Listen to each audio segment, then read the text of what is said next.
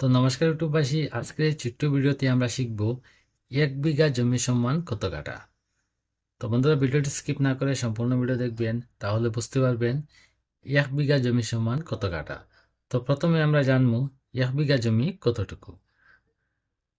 তো বন্ধুরা, একটি জমির চতুর্দিকে যখন 120 ফুট করে হয়, 120 ফুট, একটি জমির চতুর্দিকে যখন 120 ফুট করে হয়, তখন হয় এখানে 1 বিঘা জমি। 1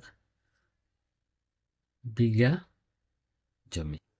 একটি জমির চতুর্দিকে যখন 120 ফুট করে হয়, তখন হয় 1 বিঘা জমি।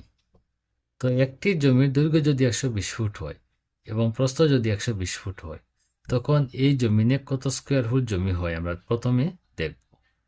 তো দৈর্ঘ্য পেলাম আমরা 120 ফুট এবং প্রস্থ পেলাম আমরা 120 ফুট।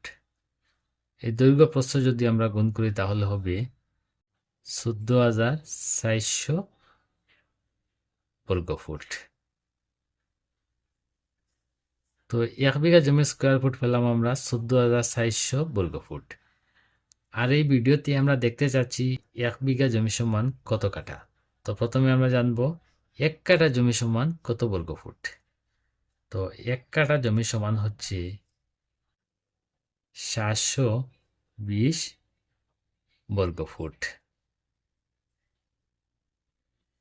আর 1 বিঘা জমির স্কোয়ার ফুট পেলাম আমরা 14,400 বর্গফুট। 14,400 বর্গফুট।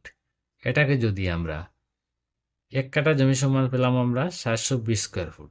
720 দ্বারা যদি আমরা ভাগ করি, তাহলে 1 বিঘা জমি সমান কত কাঠা তা বেরিয়ে আসবে।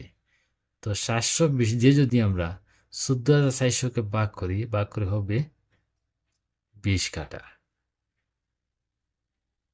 তো বন্ধুরা, আজকের এই ছোট্ট ভিডিওতে আমরা শিখলাম 1 বিঘা জমি সমান হচ্ছে 20 কাঠা।